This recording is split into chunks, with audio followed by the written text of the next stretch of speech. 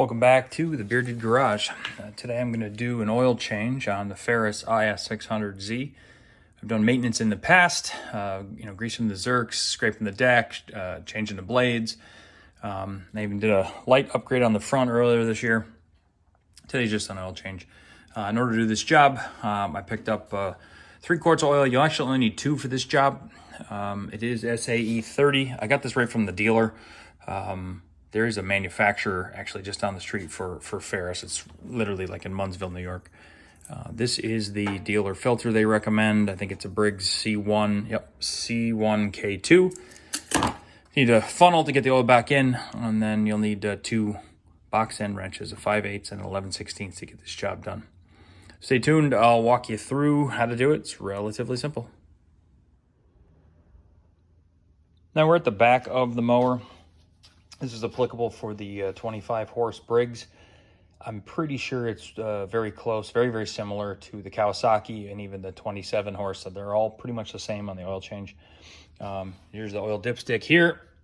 All right, so you actually just loosen it up to give it a little airflow. Normally tucked back in here, this is the oil drain plug.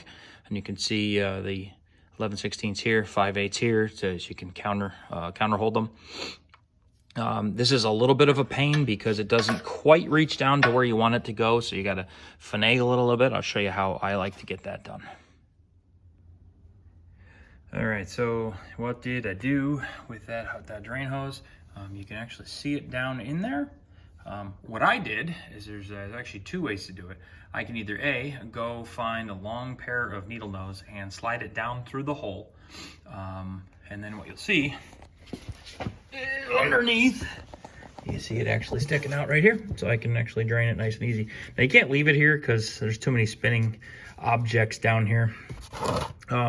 But what I did is I called my 14-year-old daughter who has tiny hands, and she just reaches in there and puts it in there for me. So if you got kids around, perfect time to use them.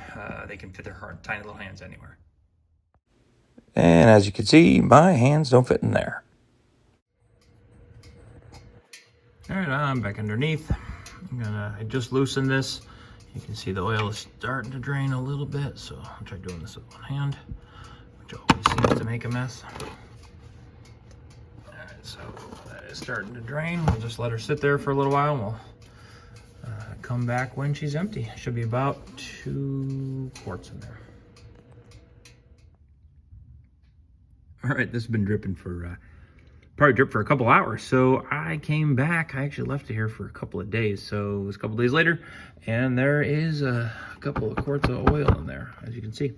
All I'm gonna do is I cleaned off the drain plug. I'm gonna fill it, and then I'm gonna move over and I'm gonna grab the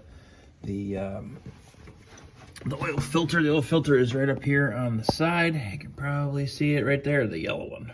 All right. So the reason I actually did this job was see all the oil all over the place.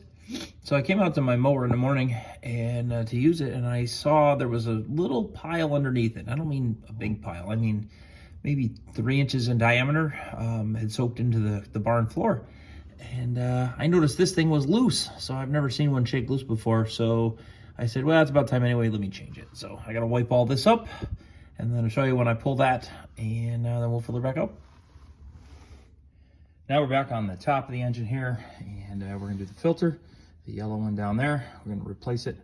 I think I mentioned before. This is the Briggs one, C1K2. That's the model we're putting in. If you're wondering what the easy trick is to this, the answer is there is not. All right, I am behind the right rear tire on this. You see the belts, you can probably see the filter here. I can barely reach my hand up in.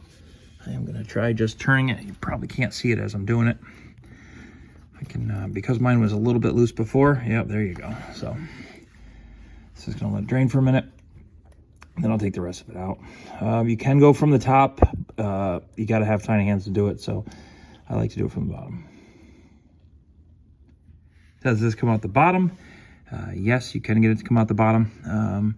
You're gonna make a mess no matter what you do. This is just pain in the ass. I don't know how else to say it, right? So I'm gonna wipe all this down, put the new one on, wipe the spot off, and go from there. All right, that filter is off. You can probably see, let me get the light down for you. You can probably see, and I have cleaned it up a little bit. You know, still dripping a little, so the only thing I'm gonna do next is here's the current filter. Take the cap off, as you probably can realize, and then just a little bit of oil. Put it around the rim here. I would probably, if this wasn't such an awkward location, I'd probably fill this up, but it's just gonna make more of a mess. I'm not gonna do that. I'm just gonna thread this back on, and we'll be fine. Last step here today is filling her up. So I'm gonna start with a quart. I know it needs 2, but the way you check the oil on this is you don't actually lock this in place, you just push it all the way down. So I'm gonna put a quart in and see what she says. Obviously, it is far better to underfill and add a little more than it is to overfill and have to deal with it.